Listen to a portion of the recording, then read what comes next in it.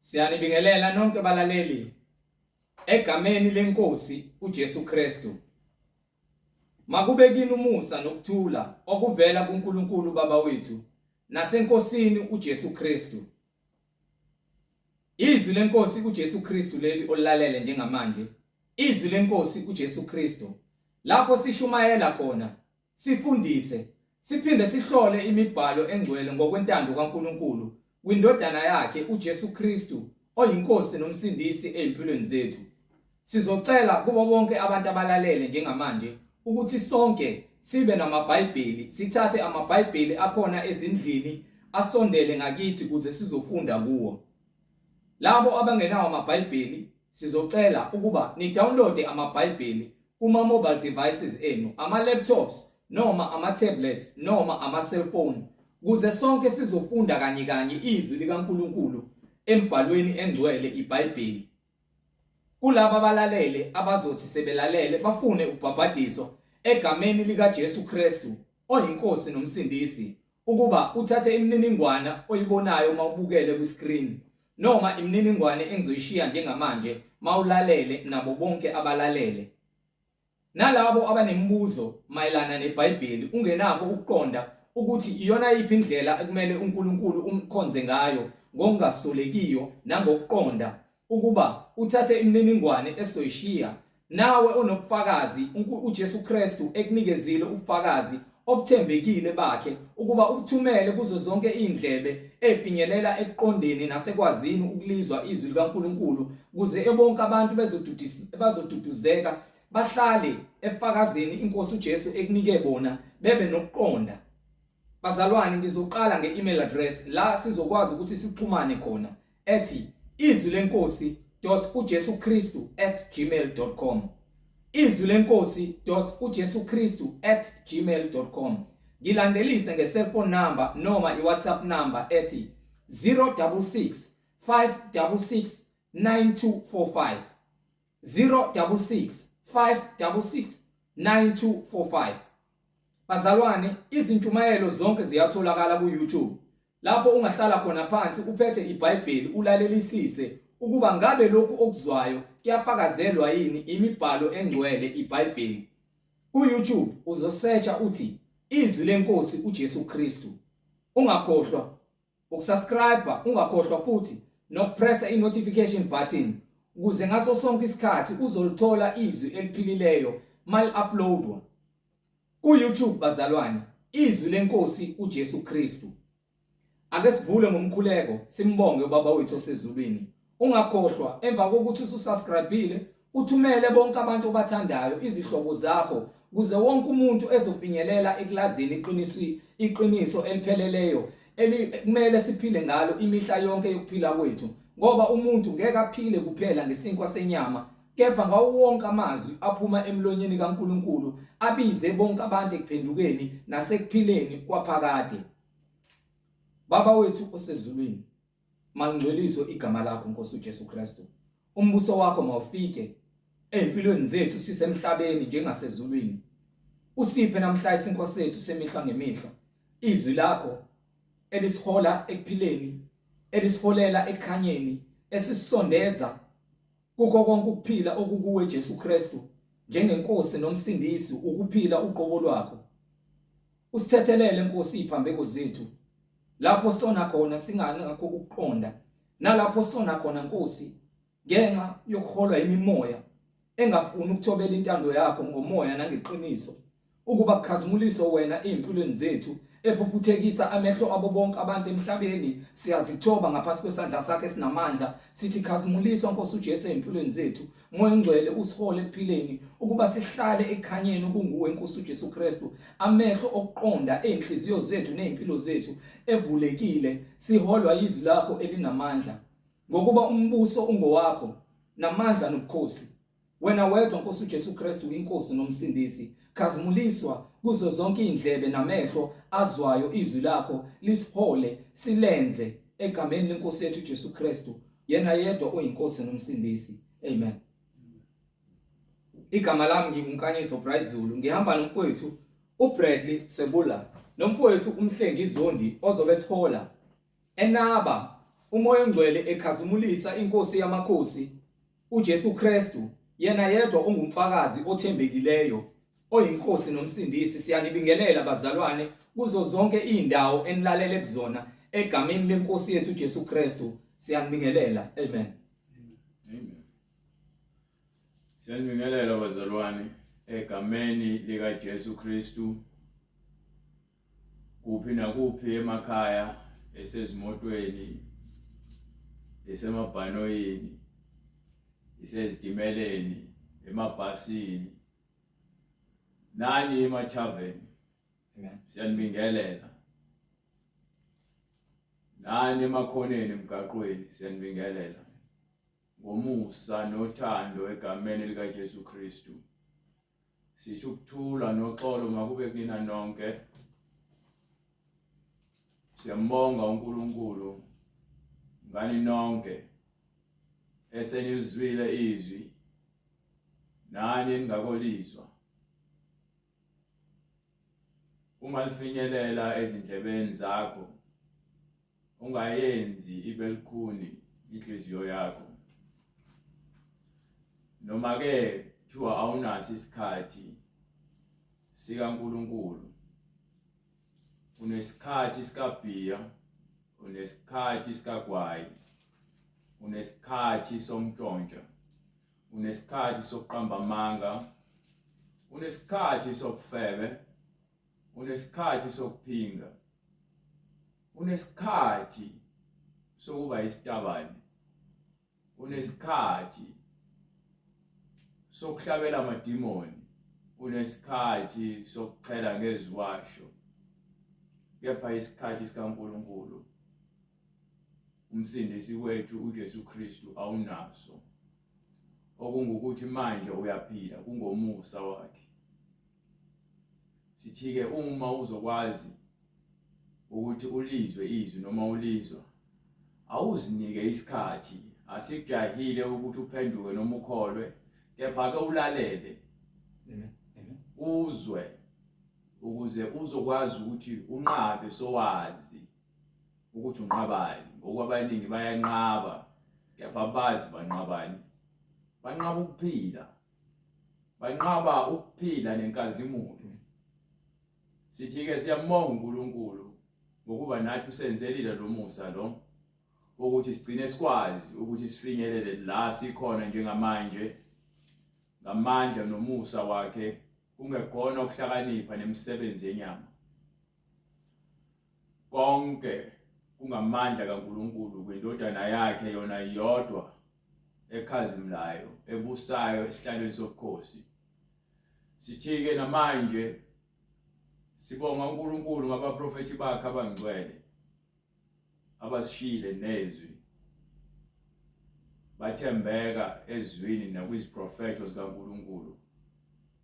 Sibonge uJesu Kristu ngabapostoli bakhe abashiya nezwi nobufakazi nomoya oyingcwele, bakugcwalisa lokho njengokuba bethenjiwe ngezwi nangomoya oyingcwele. Namhlanje sinomoya oyingcwele ongadayiswa.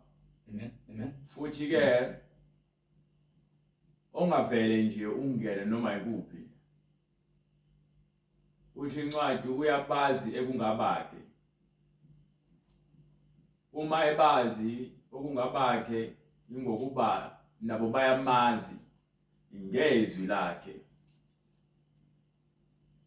Uthi uhlala ebumnyameni bobumnyama obujulile, kepha akahlali endaweni engcolile. Uma efika endaweni engcolile uzoyihlanza. Ingakho kumele sibhabhadiswe uma silizwa izwi lakhe, usezogeza ithempeli lakhe lapha afuna ukuhlala khona. uJesu lesikhuluma ngaye. Amen. Amen. Uma esehlala kuwena usekuhlukanisa nayo yonke imisebenzi obuyenza, ngokuba uthi asibizelwanga ekutheni siphile ekungcoleni, kepha ke sibizelwe ebungcweleni lapho khona singasaphileli ukwenza intando kaSathane nenyama, kepha sesiphilela ukwenza intando kaMoya oyingcwele ngamandla akhe. Uma ke sehleli kuwena uphila ngokuthi uyamdumisa, usekuhlanzile, wakubeka endaweni engcwele. Uma ungenile emngcweleni, asisekho isidingo sokuthi uphinde ubheke emuva ekufeni, ngokuba uma uziphilela ngoqonda kwakho uphila ekufeni.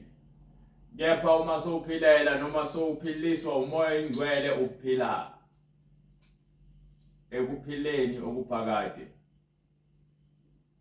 Leli ke yizwi lenkosi lapho khona sishumayela sihlola imibhalo ngentando kaMoya oyingcwele. Akusikona ukuqonda kwami konke lokhu esikufundayo, kepha kungubuhlakani nokuqonda nolwazi likaNkulunkulu alambulela labo abakholwayo izwi lakhe nalabo abazithobayo ngaphansi kwesandla sakhe.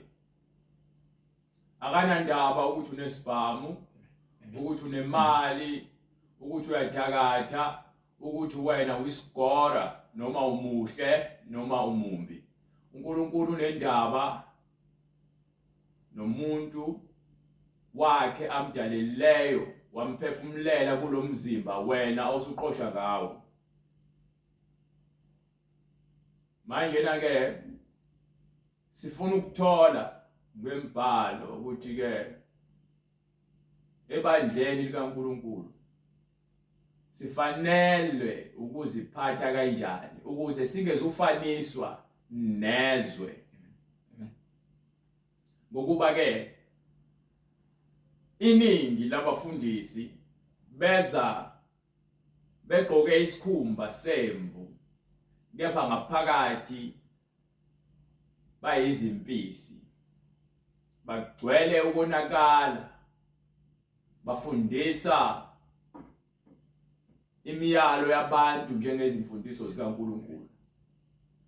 Bathatha ubungcwele babulahle ngewindi, bese bethatha yonke imimoya yokungcola yasezweni bayifaka esontweni. Bese kugcina ibandla sekugcwele ubuyaluyalu, selifuya yonke imimoya. Ubona abantu bengasasindiswa, bevuma izono zabo, sekuthiwa baphakamisa izandla bavume, bangafundiswa imfundiso ephilileyo njengokuba iBhayibheli lisifundisa.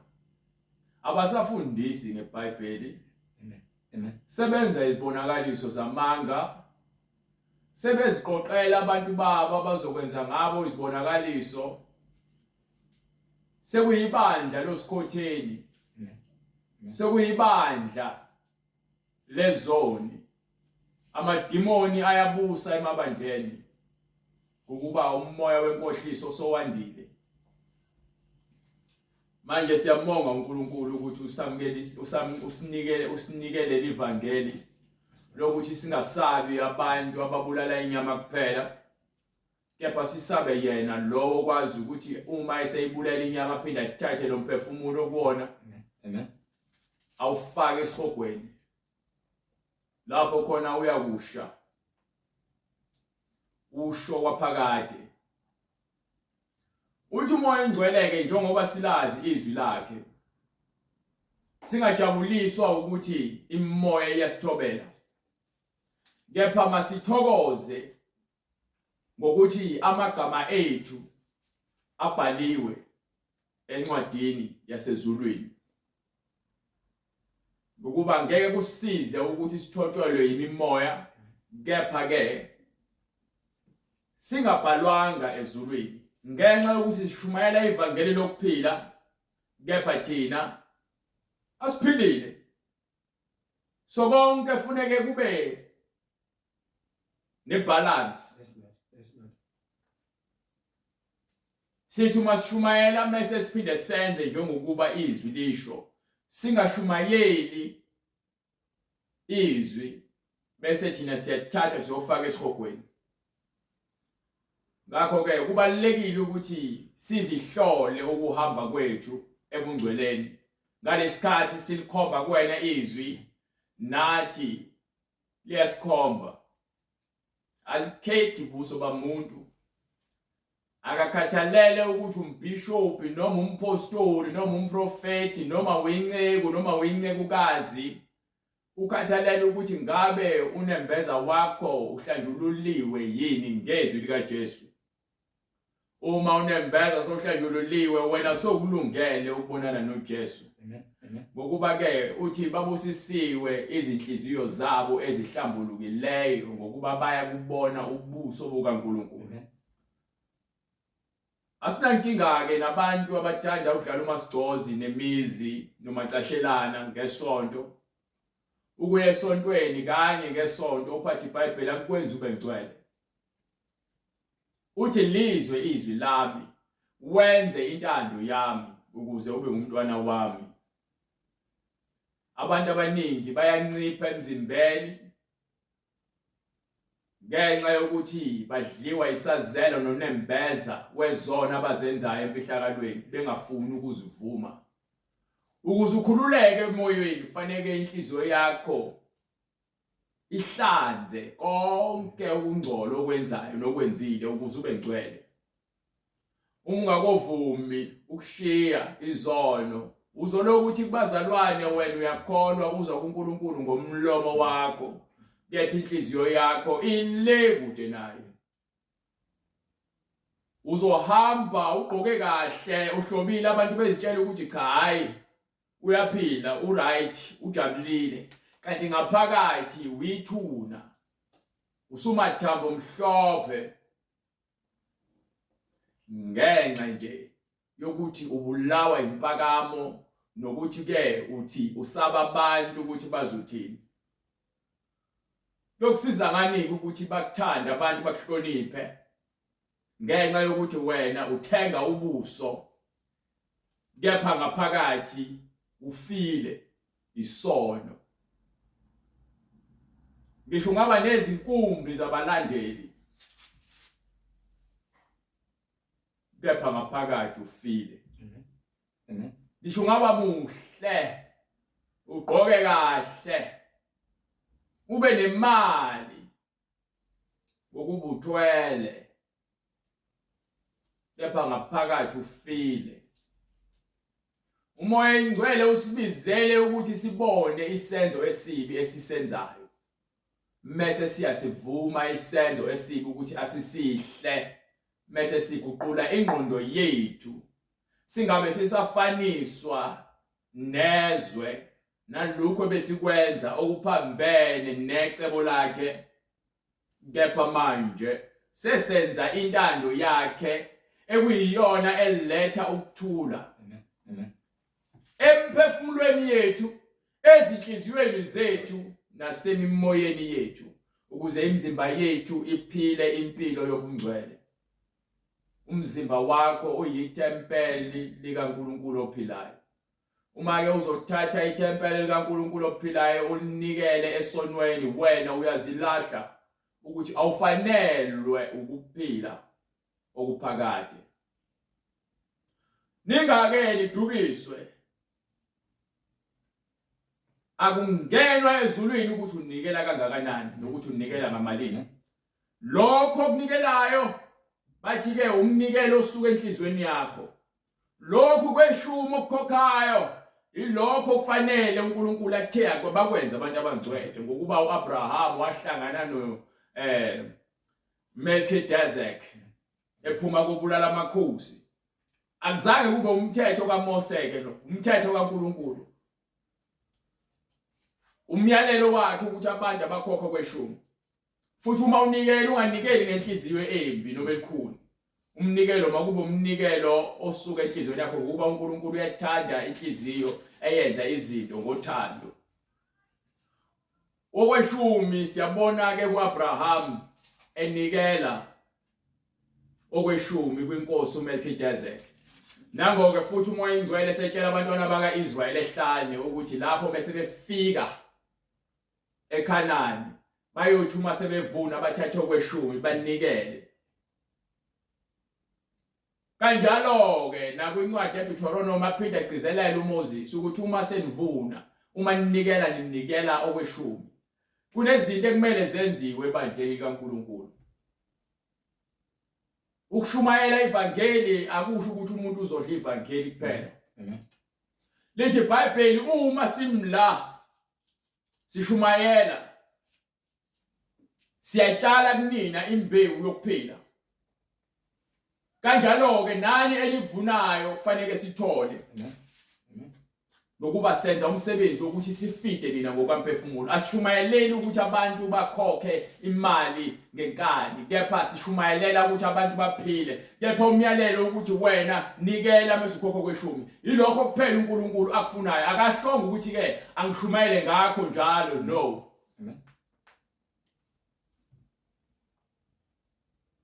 Ngakho ke abantu banodidiseka bacabanga ukuthi uma unikela wenzela umfundisi, no, ibandla kumele lihambe, kumele sihambe siyobhabhadisa abantu, kumele sithenge internet ngoba siyashumayela manje ngithi niyezwa ko WhatsApp na ko YouTube. Kufanele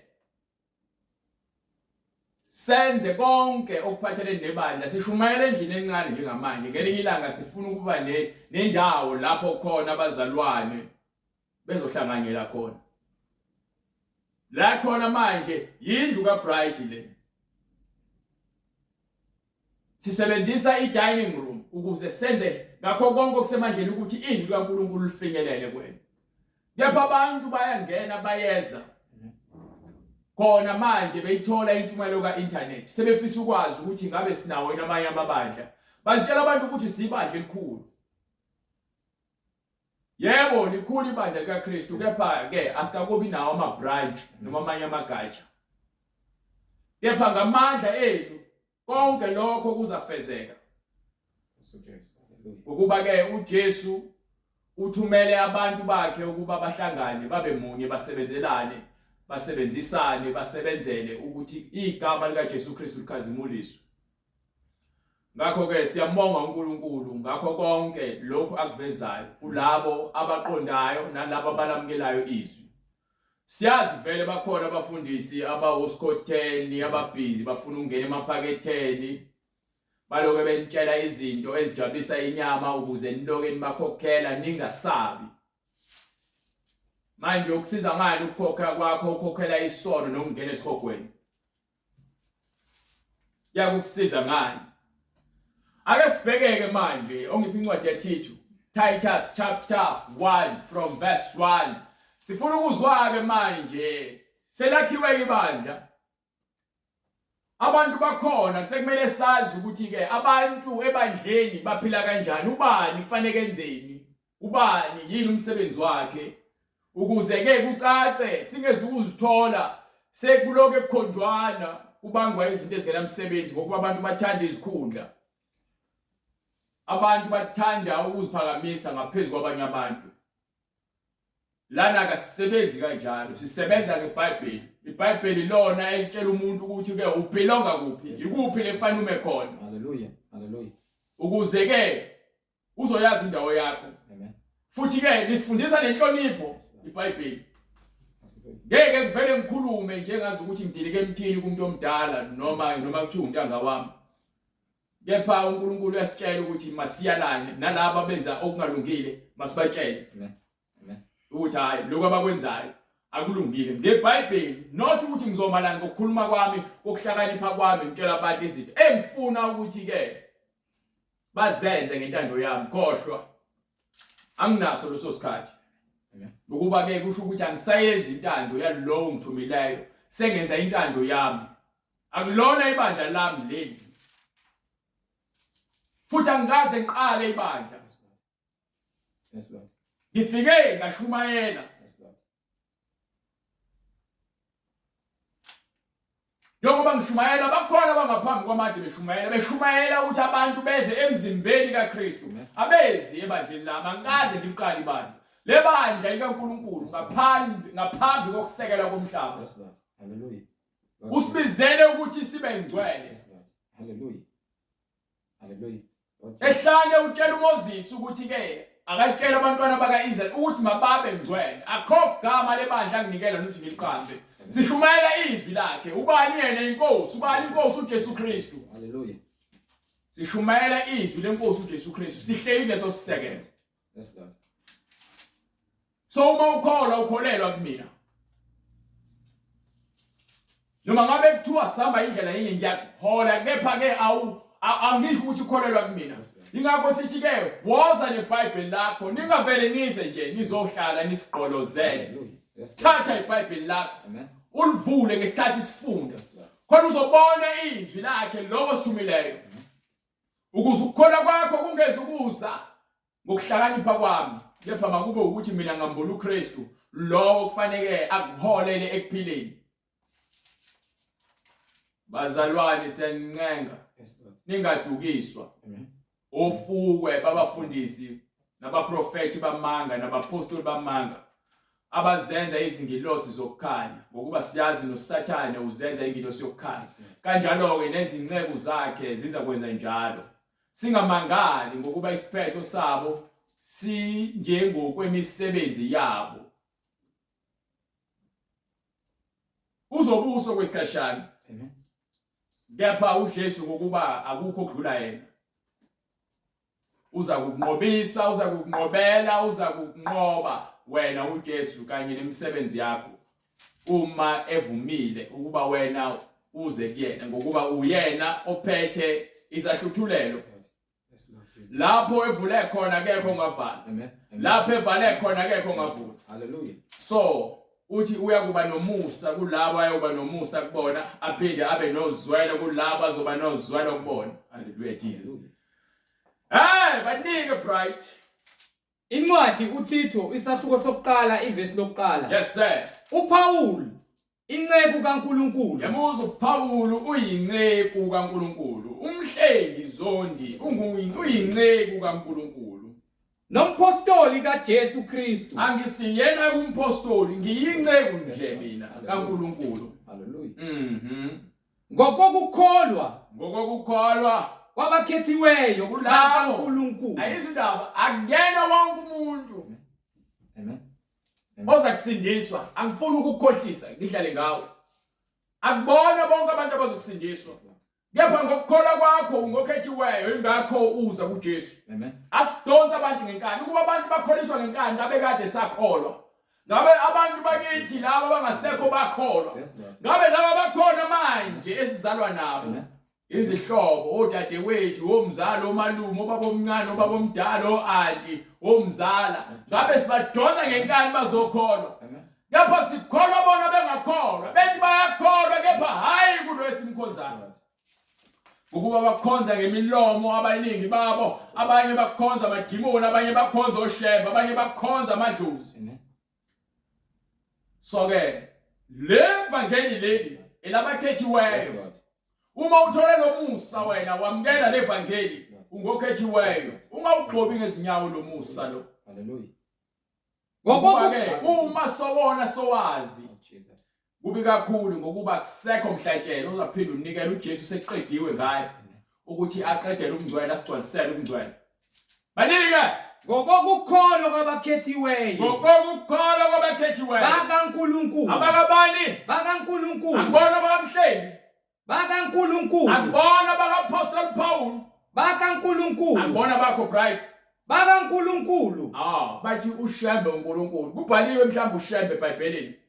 uPaul inceku kaNkulunkulu nompostoli kaJesu Kristu. Ngokabani? uPaul inceku kaNkulunkulu nompostoli kaJesu Kristu. Manje akubhaliwe ukuthi mhlawumbe ushembe khona lapho esididedeni namadlozi. Cha nakanye. Thiwa umpostoli uyinceku kaNkulunkulu. Umpostoli kaJesu Kristu. Sazi uNkulunkulu noJesu Kristu. Inkosi yethu, umsindisi wethu. ngokokukholwa Ngokuthi ke thina samukele ivangeli lokukholwa ukuthi uNkulunkulu wamvusa uJesu ethuneni. Amen. uNkulunkulu waye kuJesu Kristu. Hallelujah. uJesu Kristu Amen. wenza intando kaNkulunkulu. Kwaze kwaba sekufeni kwasesiphambanweni. Ngenxa ukuthi uNkulunkulu ekuyena wayesemnika amandla ukuthi amvuse ethuneni ngomzimba wenkazimulo. Manje siyakholelwa ukuthi ke uJesu Kristu unguNkulunkulu ophilayo manje phakade ngokuba wonke amandla uwanikiwe ezulwini. Manje asimbone ushembe evuka ethuneni. Asimbone ushembe ebethelwa. Hallelujah. Asimboni uShembe Amen. ethunywa njengoMoses. Cha ngani. Noma Manje ke Hallelujah. uma wena ukholelwa kuShembe umbiza ngoNkulunkulu wakho ekubeni wena uphatha leBhayibheli esiliphethe Lord Jesus. awuhamba umcinga kuShembe Amen. ungalaleli izinganekwane Amen. Amen. zomkhulu bakaShembe abaqamba amanga Amen. nabaprofeti bakhona abaqamba amanga. Asikasihlole imbhalo ukuthi uShembe siyamthola yini eBhayibhelini. Uma singamtholi kwenziwa yini uthi ke uNkulunkulu wakho wakufela yini? Lord Jesus. Wazenza yini isibonakaliso zokuvusa abantu abafileyo, avula amadlebe, avula amehlo, akhipha amadimoni? Wavuka yini ekufeni? Usezulwini uShembe. Ngoba nithi unyaso lezulu. Lord Jesus. Ingakho sikutshela sithi ke iBhayibheli liyakhuluma ngabaprofeti bamanga. Amen. Liyakhuluma ngabapostoli bamanga. Isiphetho sabo sinjengokwemisebenzi yabo. Hallelujah. Uzabuze uElijah athi kuyoze kube nini nimanqika. Hallelujah. Kuyoze kube nini nilandela izimfundiso zoyihlo eziphambene nezwi likaNkulunkulu. Amen. Bethatha imiyalelo yabantu beyenza imiyalelo kaNkulunkulu bephendula iqiniso baliphendula amanga. Nibhekile nibuka. Ngoba naku banabalandela abaningi nibona ukuthi cha balungile ba right. Kepha umoya ongcwele uthi noma bebaningi abazolahlwa kepha ngeke azishiyo engenayo ingcosana. Jesus. Thina ke kuthiwa sikhethiweyo Amen. ngentando yakhe. Qhubeka. Umpostoli inceku kaNkulunkulu. uPaul inceku kaNkulunkulu nompostoli kaJesu Kristu. So manje bathi uShembe uJesu uNkulunkulu wamaJuda lalela again wamaJuda ke manje. Amen. Amen. Owethu sonke. Yes, Lord. Yes, Lord. Owethu sonke. Amen. Ongifundele lapha kwincwadi yamaRoma sahluko 3 from verse 25 noma from verse 26. Incwadi amaRoma isahluko sesithathu verse 26. Yes sir. Ekubekezeleni kukaNkulunkulu ukuba kubonakaliswe ukulunga kwakhe esikhathini samanje ukuze yena abe ngolungileyo, Ukuze kube uNkulunkulu olungileyo, abe ngumlungisisi walowo okholwa nguJesu. izindaba fanele sikholwe ubani nguJesu. uJesu uze ngezwi likaNkulunkulu, ulizwi wabasenyameni. Sayibona inkazimulo yakhe njengoyozelwe yena yedwa. Amen. Ngakho ke kuphi ukuzibonga na? kuphi ukuzibonga ngokwenyama? Kuvalelwe ngaphandle. Kuvalelwe ngaphandle ukuzibonga kunomsebenzi kuNkulunkulu. Ngamthetho omuni na? Ngamthetho omuni na? Ngokwemisebenzi na? No. Khabo kodwa ngomthetho wokukholwa. Umthetho wokukholwa. Ngakho ke sithi umuntu ulungisiswa ngokukholwa. Umuntu ulungisiswa ngokukholwa Ngaphandle kwemisebenzi yomthetho. Kwemisebenzi yomthetho. Kumbe uNkulunkulu ngowamaJuda kuphela na? Uthini? Kumbe uNkulunkulu ngowabaJuda na? Nangu umbuzo Kuphela phela. na? Nali iBhayibheli esinalo. Ngabe uNkulunkulu wamaJuda kuphela yini na? Kasiyo nowabezizwe na? Akuyena yini uNkulunkulu wethu sonke? Yebo ngowabezizwe. uNkulunkulu wethu nathi ukuthi wakhetha abantu bakaIsrayeli. Uyena onamandla okwenza lokho ngokuba wefuna ukwenza isibonelo ngabo ukuthi abantu abakholwa nguye kufanele baziphathe kanjani. Abantu abahamba emngcweleni kufanele bahluke ezweni. Ingakho ke bathi mase behluleka wayesethi ngizonishiya ke manje ngihambe ngiyofuna labo bezizwe abekade bengangazi abangazange babezwe baprofeti kepha manje bazokholwa yizwi lami. Ingakho ethi ngizakunivusela umona ngesizwe esiyisiwula. Manje na ke sesiyazi ukuthi uNkulunkulu wethu sonke noma ke waqala walinika izwi abaJuda. Kepha uNkulunkulu wethu sonke. So manje uma wena uzothi hayi uNkulunkulu bami ushembe, uNkulunkulu wami ke okhokho, amadlozi, lalela wena uyazikhohlisa wena. Baphi manje? Buphi ubufakazi ukuthi bayaphila? Noma uhlaba izilwane ufaka iziphandla. Iphi incwadi yabo evuma lokho ukuthi ke hayi ufaka iziphandla enza kanje. Angithi uhamba uye kwizangoma. Uyokhuluma nemoya yamadimoni. Banikhohlise banenzise zonke izigameko nezinto lezi ezokungcola. Nichela izinyongo, nithi ke aniqini yaxolelana ngokuba wafa ningazwani. Why phela ngabuya zokucetshwa ukuxolela? Why ulinda ukuthi azafe ukuthi ngempela unothando? Bese uthi uyozohlaba imbuzi nixolelane, nichelane ngezinyongo nikhohlisana. Imisebenzi yamadimoni leyo. Ukufaka iziphandla, imisebenzi yamadimoni leyo. Amadimoni usathanda uyakhombisa ngawo ukuthi uyakubusa kwezisilima. Akukho naleyo incwadi eBhayibhelini uNkulunkulu wethu esimkhonzayo lo wasezulwini athi asenze yonke lemkhuba amadimoni anenzisa yona. Incwadi Izenzo esahluko 17 verse 30. Ungaqali angifuni verse 30 ngifuna uhlehleke manje from verse 24 ngokuba ngifuna sibakhombise lento ukuthi lo uNkulunkulu lo. Hallelujah Jesus. Izenzo isahluko 17 verse 24. Hallelujah. Jesus. Hallelujah. uNkulunkulu owenza uNkulunkulu wenza. Hallelujah Jesus. Umhlaba nakho konke okukuwo. Yena uyinkosi yezulu nomhlaba. Uyinkosi yezulu nomhlaba. Akahlali emathempelini enziwe ngezandla. Lalela ukuthi uyahamba esontweni lapho khona kunendlu khona enkulu. Kepha imisebenzi enyenzayo, imisebenzi yokungcola. Nifundisana ukuthi ke nilale niyashadile. Nifundisana ke ukuthi niyaphinga. Nifundisana ukuthi ke hlawula amadlozi. Akulona ibandla likaNkulunkulu la. Akahlale emathempelini enziwe ngezandla. Akahlali emathempelini enziwe ngezandla. Futhi akakhonzwa ngezandla zabantu. Akakhonzwa ngemisebenzi yezandla zabantu. Kokungathi udinga utho. Engathi ke udinga utho ninabantu elifaka amarosali. uNkulunkulu akuyena uNkulunkulu akuyena uJesu lo. Ninabantu enezithombe emadongeni. Akuyena uNkulunkulu lo. Futhi akakhonzwa ngezandla zabantu. Ninabantu enezithombe zejuba elinohlava emlobeni nithi umoya ngcwele akuyena umoya ngcwele. Akakhonzwa ngezandla zabantu ngokungathi udinga utho. Yena obapha bonke ukuphila nomphefumulo nokuphefumula. Wanika amaJuda kuphela ukuphefumula. Yena obapha bonke ukuphila nokuphefumula nakho konke. Ubapha bonke.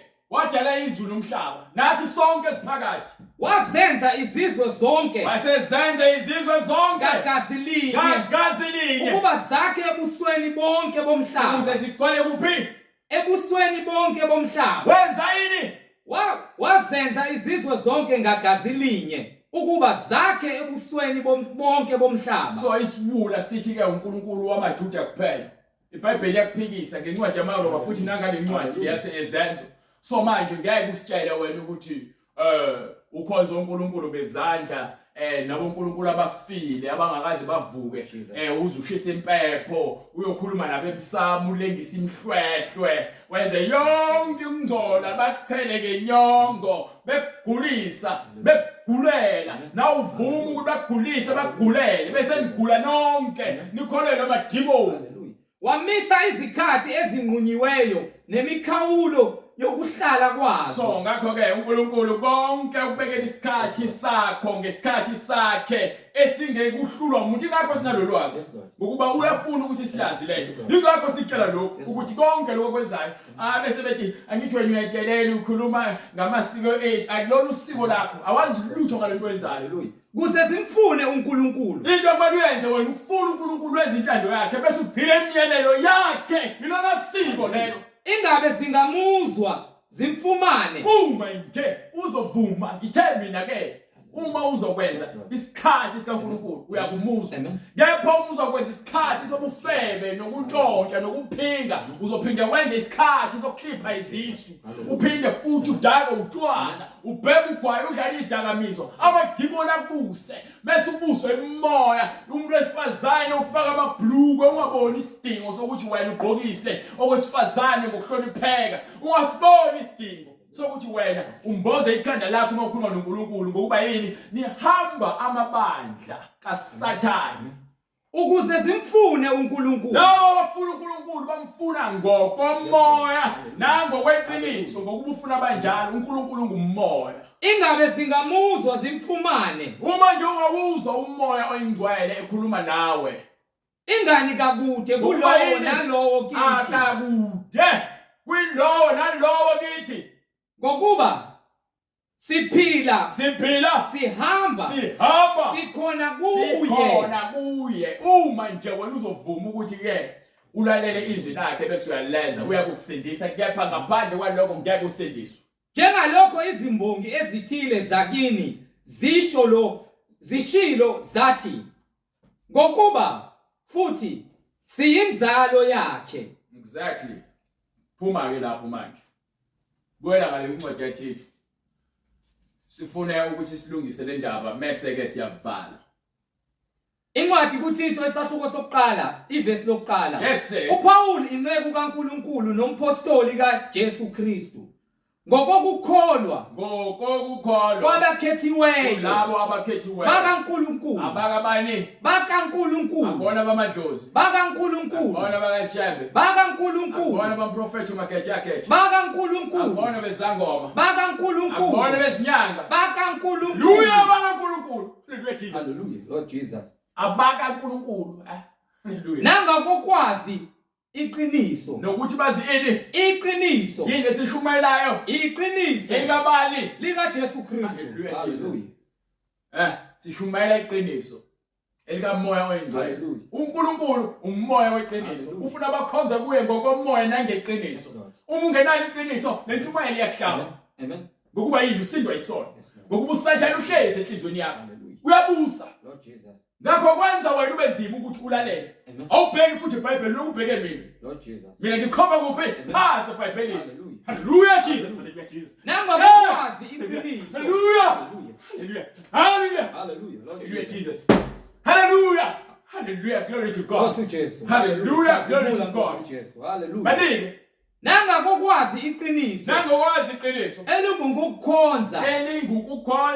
elingokukhonza uNkulunkulu iqiniso elingokukhonza umoya oyingcwele ethembeni lokuphila okuphakade uNkulunkulu ongaqambi amanga uNkulunkulu njani ongaqambi amanga manje na ke labo uNkulunkulu beni bonke abaqamba amanga uNkulunkulu abayizithixo abakhulumi banamakhala abaphefumuli banemlomo abakhulumi banamehla ababoni bayafukulwa bagcwala idasi fanele baklinwe nenza yonke imikhuba le nithi inkonzo uNkulunkulu omunye watheni angazi bengizwaphi uthi omunye unesithombe sika Jesu uyambuza ke ngoba ungathi umbuzo ububheke kuthina futhi why lithi iBhayibheli ke akufanele sizakhele izithombe wena unesithombe sika Jesu uthi omunye lowo nesithombe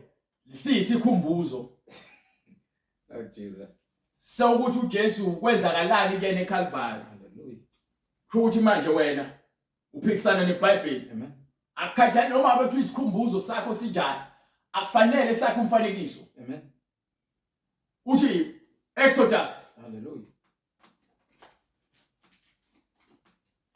ngokuba manje sowukhonza amadimoni wakhe isithombe ngisho abantwana bakaIsrael bakha ithole noma iduna ngegolide uNkulunkulu wayesefuna ukuqedja ngabo hallelujah manje wena ke yini ezokwenza wahluke uma uzokwakha isithombe uthi uJesu noma isithombe sika Jesu uyamazi uJesu ungazenzeli izithombe ezibaziweyo uyamazi yini uJesu ngokwenyama pho wayo nesithombe somlungu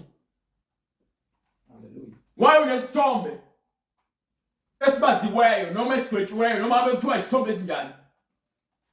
iBhayibheli uma lithi singazenzeli izithombe ezibaziweyo shiya ukuguqa phambi kwaso ungasenzi. Yes Lord, yes Lord.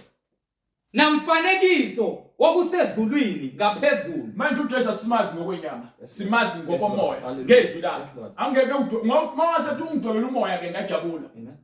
Ungidwebela umoya ongcwele, ayijuba. Ngingabona ukuthi hayi uyamazi uNkulunkulu.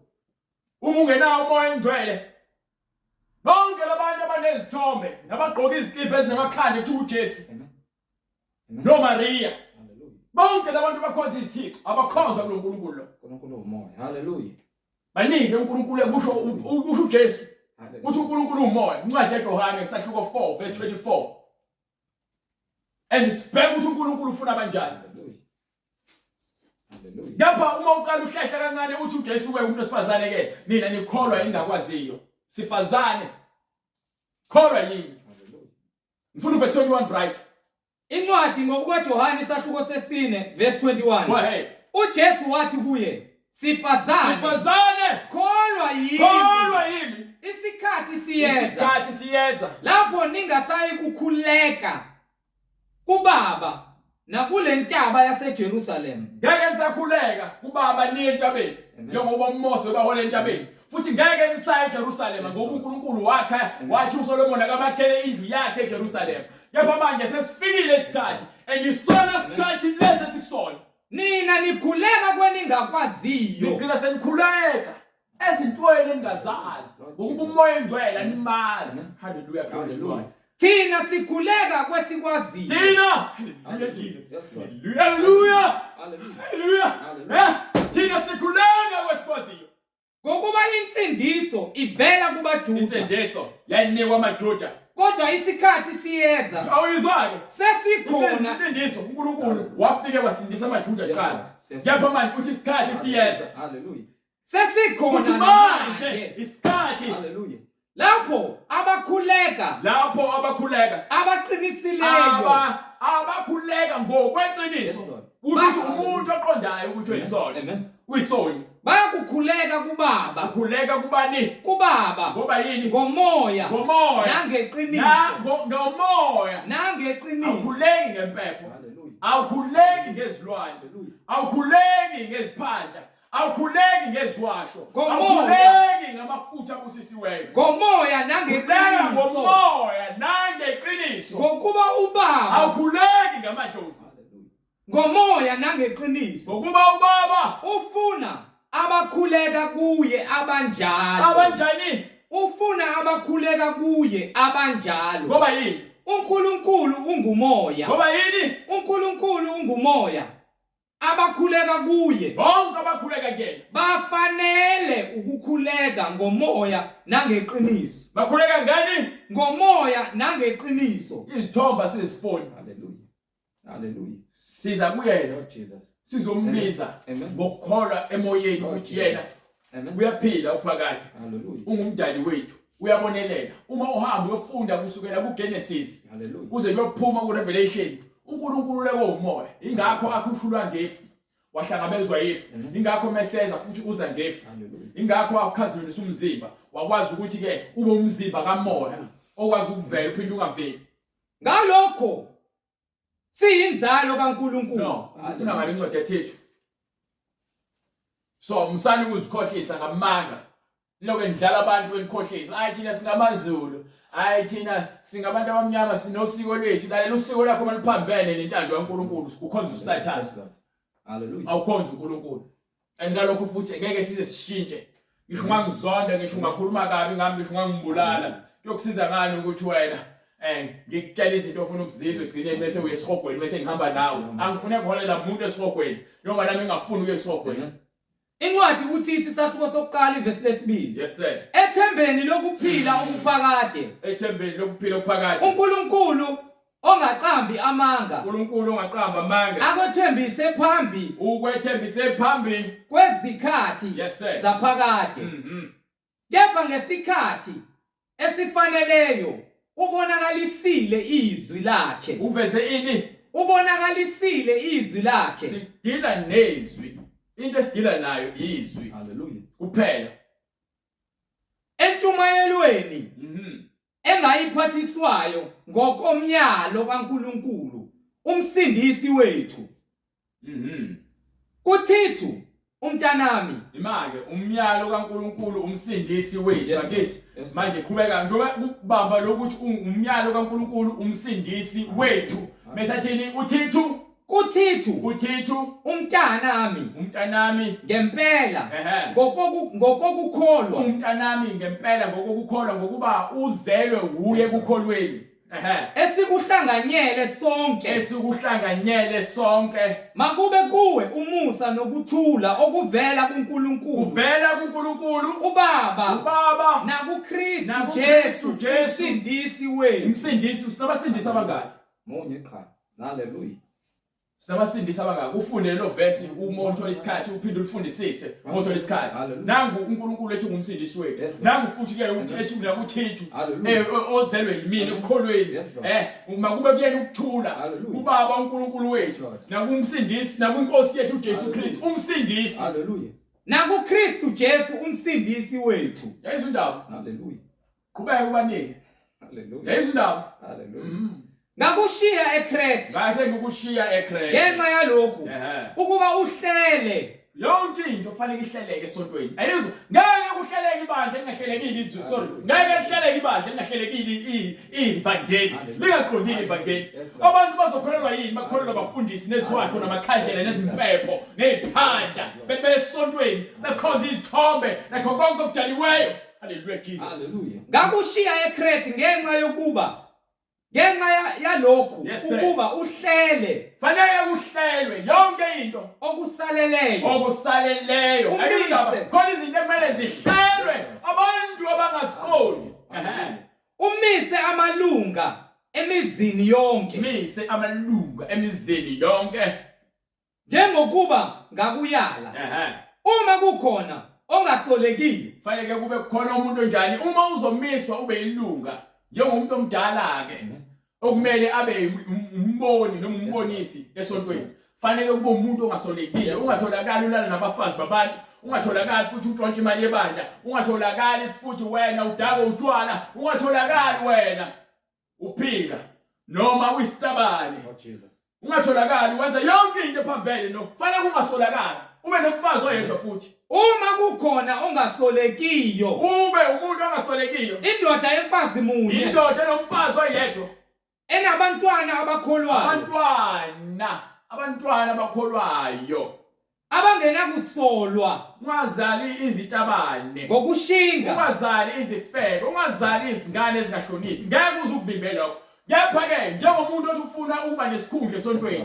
uzobusa kanjani esikhundleni sasesontweni uhola abantu ube uhlulwa ukulawula umuzi wakho enabantwana abakholayo abahloniphayo nabakholwayo abangenakusolwa ngokushinga abangenakusolwa ngokungahloniphi nabangalaleliyo nabantwana futhi abangamahlongandlebe ngokuba umbonisi umelwe ukuba abe ngongasolekiyo njengomphathimuzi kaNkulunkulu yebo baba angaziqhenyi angaziphakamisi ongesiso isififane ongesiso isichwanguchwangu ongesiso isiphuzi ongabudako utshwala ongesiso isilwi ongathandi futhi ukuphakamisa amanqindi alwe nabantu ngaphandle kwesizathu ongesiyo ohahela inzuzo embi ongathandi futhi imali kepha ophatha kahle izihambi umuntu onomuso nothando unempatho efudumele kubantu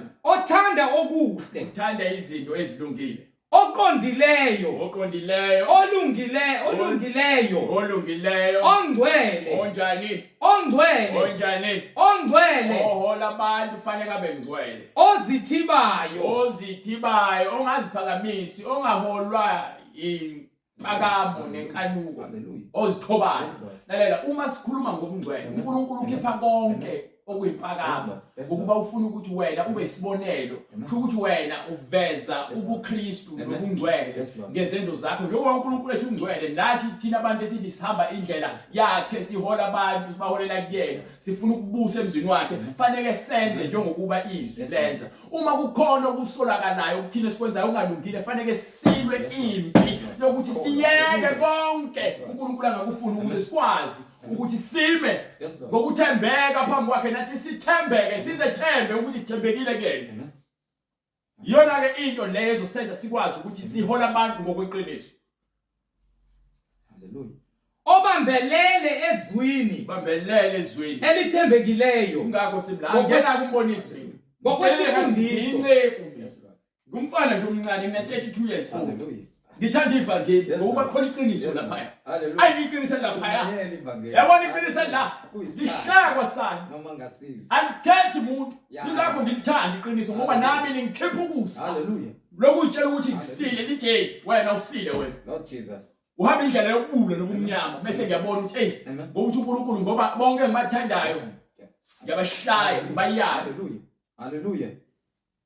Haleluya. Noma siqondisa ngezwi.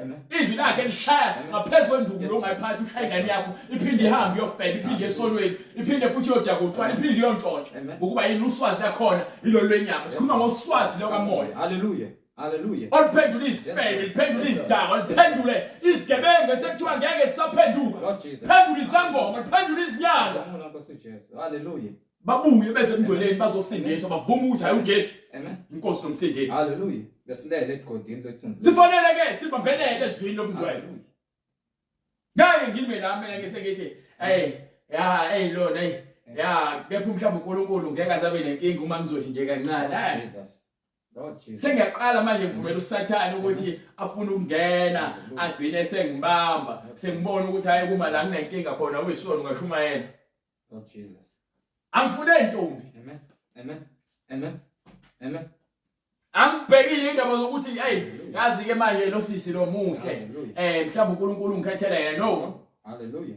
Haleluya. Futhi ke manje siphile ekhathini zokugcina ngeke ngilobe izikhathaza ngabantu besifazane. Amen. Futhi ngikhathazeke ngobungcwele manje. Haleluya. Abaningi bakhathazeke ngabantu besifazane.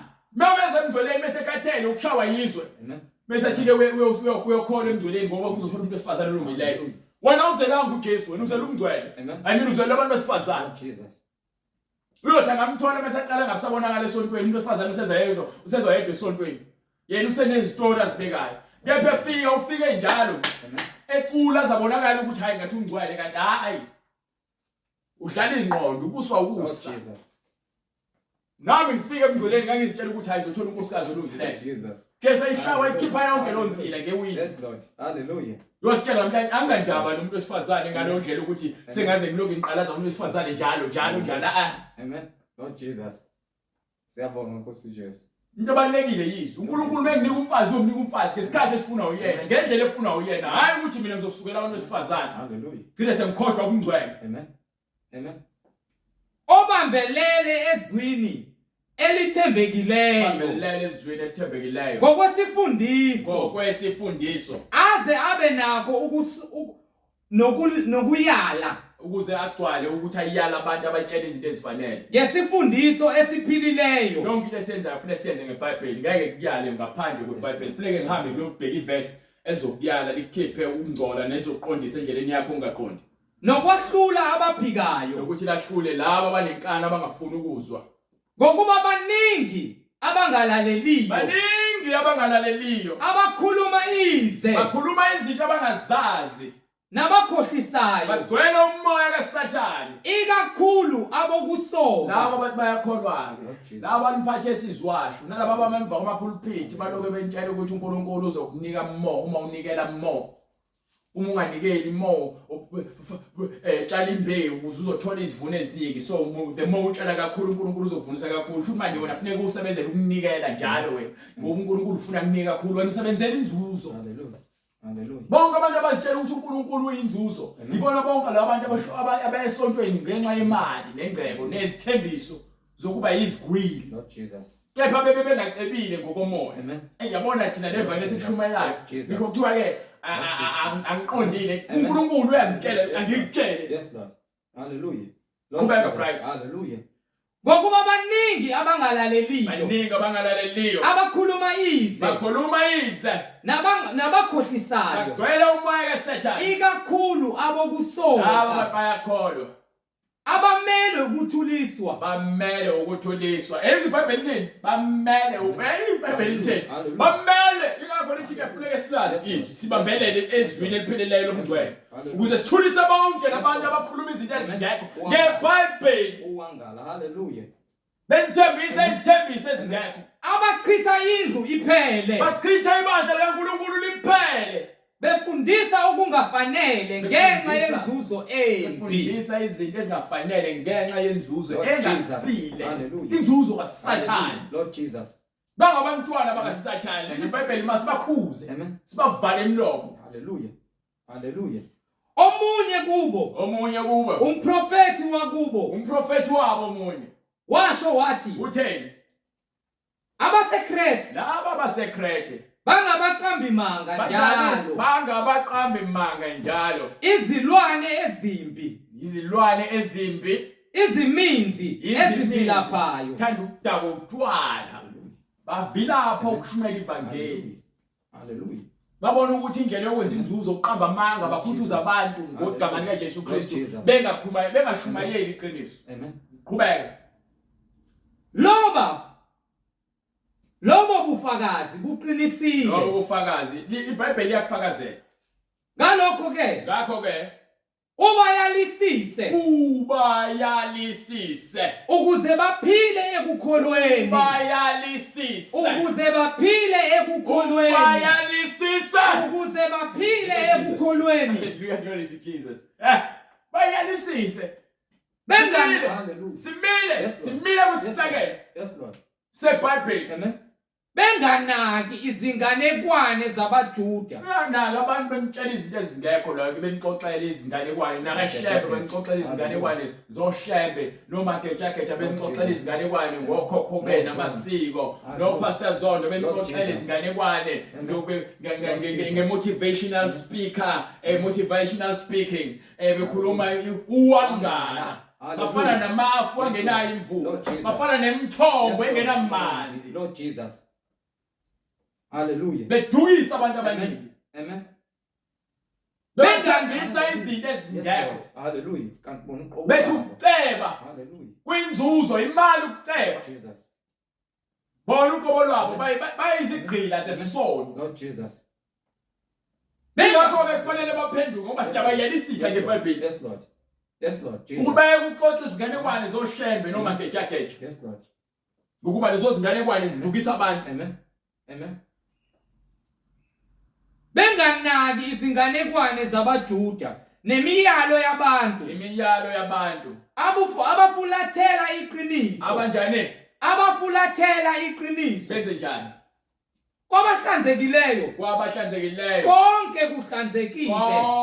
umuntu oneqiniso Yes, Lord. ohamba ngokukholwa Yes, Lord. bonke uyakubona ngokamoya ngoba uNkulunkulu uyiqiniso umoya ohlanzekileyo. Yes, Lord. So ubona izinto ngendlela umoya ongcwele afuna ukuthi azibone ngayo bese athi amen. Amen. Kepha kwabangcolileyo Kepha labo bagcwele umoya kaSathane nabangakholwayo nalabo bangenakho ukuqonda nokukholwa akukho lutho oluhlanzekileyo, iBhayibheli liyakutshela yonke into okumele uyazi. kodwa kungcole ingqondo yabo Kungcwele ingqondo nonembeza nembeza wabo. wabo. Bavuma ukuthi bayamazi uNkulunkulu, Hayi siyakholwa nje nathi uNkulunkulu kepha akusho ukuthi asihlukene namadlozi. bavuma ukuthi bayamazi uNkulunkulu, Hayi siyakholwa nje uNkulunkulu ayikho inkinga masinezithombe esontweni. bavuma ukuthi bayamazi uNkulunkulu, Hayi siyamkholwa nje uNkulunkulu ayikho inkinga masifake iphandla. bavuma ukuthi bayamazi uNkulunkulu, Hayi siyakholwa ayikho inkinga abesifazane begqoka amabhlukwe. bavuma ukuthi bayamazi uNkulunkulu, Ayikho inkinga abesifazane befake into zokufakela bepende izinzipho. bavuma ukuthi bayamazi uNkulunkulu, kepha bayamphika ngemisebenzi yabo, Bamphika ngani? ngemisebenzi yabo, Benjani? bengabanyanyekayo Ayonkethi uyakholwa wena ubhizi uhlele emjolweni nasemkipitweni. nabangalaleliyo, Abangakholwa, Yes, Lord. abangalaleliyo, Yes, Lord. bafuna bamazi uNkulunkulu. Yes, Lord. kepha bayamphika ngemisebenzi bengabanyanyekayo nabangalaleliyo ufuna ukuzwa izwi elipheleleyo nasemsebenzini yonke yonke imisebenzi emihle emihle kabasizi lutho bayizithethu nje noma ke bayimhlobiso Lord Jesus. njengenamsebenzi Lord Jesus. babangumsindo mahala Amen. Amen. bavuma ukuthi bayamazi uNkulunkulu bayamphika ngemisebenzi into efakazela umngcwele imisebenzi yakho Yes, Lord. Hallelujah. Hallelujah. umsebenzi yakho uthanda umakhelwane njengoba uzithanda uma ungakwenzi lokho wena uma uthanda umakhelwane ngoba uzithanda uma umnika into ngeke umnika into ngoba nawe ungasayifuni umnika into ngoba nazo ugcwele uthando Amen. Amen. uthando olona umnika lento eyigugu kuwena Yes, umuntu Lord. ngokuba yini uyigugu Yes, nawe Lord. wena Hallelujah. uma ufuna ukuba igugu uNkulunkulu iba igugu umakhelwane Yes, wakho Lord. Amen. into enjalo ukuthi sishumele kanje ngokuba uyigugu kumina Amen. Amen. ngizama ukukutshela ukuthi ungazikhohlisi uzilibazise Yes, Lord. umoya wenkohlisi uzoholela esihogweni Hallelujah.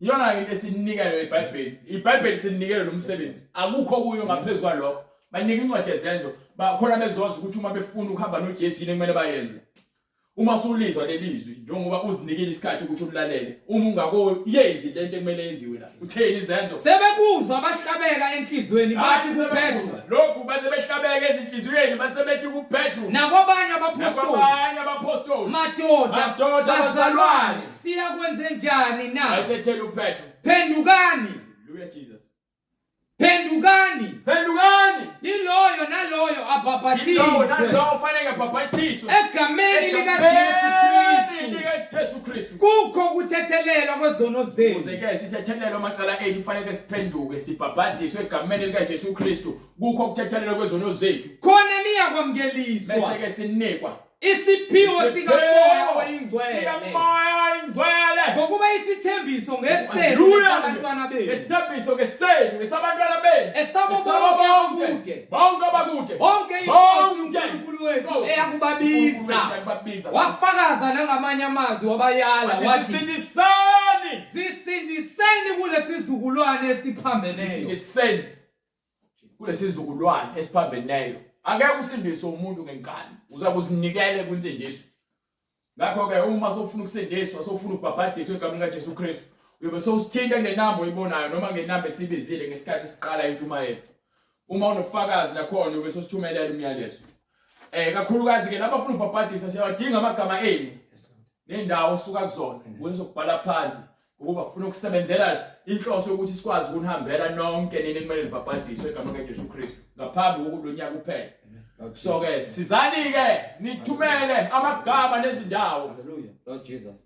so bese senze indlela Amen. ukuthi sifinyelele uNkulunkulu ethembakile uzoyenza indlela uJesu Hallelujah. abantwana bakwaIsrael wabathumela ehlane wabanika wababeka ngasolwandle olubomvu bengayiboni indlela wayesevula ulwandle bahamba phakathi nathi ke sithemba kuyena lo wenza izimangaliso nezibonakaliso sithi uNkulunkulu anigcine anilonde aniguqule izinhliziyo zenu ukuba zifane nenhliziyo yakhe sibe mnene njengokuba yena emnene uNkulunkulu anilonde siphinde futhi size sibonane ngokuzayo uma evumile sithi ke sicela usivalele ngomkhuleko Baba egameni lenkosi yethu uJesu Kristu uNkulunkulu onamandla siyambonga ngokuba wena ukukhanya Baba siyanikela inhliziyo zethu ukuba sigcine imiyalelo yakho siyabonga moya ngcwele ukuba wena uyakhuluma ukuba abantu bakho bezwe siyabonga ukuba izwe Nkosi alide alikude nathi Nkosi kodwa liseduze einhlebeni zethu nasenhlizweni zethu izwi Nkosi lakho Nkosi uJesu Kristu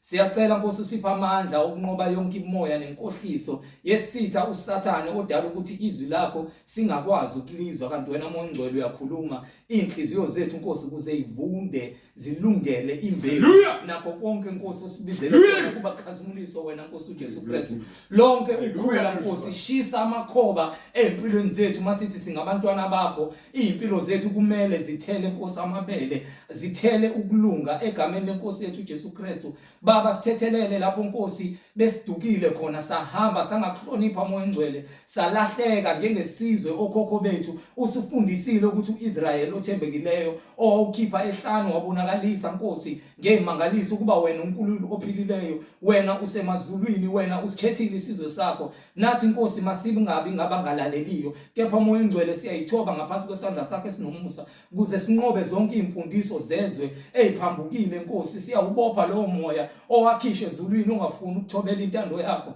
njengenkosi nomsindisi. Ikhazimuliso Nkosi uJesu Kristu, siyakubonga ngeimpilo zethu, siyabonga ngokukhanya, siyabonga Nkosi ukuba izwi lakho liyangena ngaphakathi kwazo zonke inhliziyo neindlebe ezizwayo njengamanje. Kuba udumo nenkazimulo ukuba wena Nkosi uJesu Kristu uyinkosi nomsindisi. Wena Nkosi uJesu Kristu ungumsindisi weimpilo zethu egameni lenkosi yethu Jesu Kristu, yena yedwa oyinkosi nomsindisi. Kuba udumo nenkazimulo kuwe uNkulunkulu wethu osemazulwini. Amen. Amen. Amen.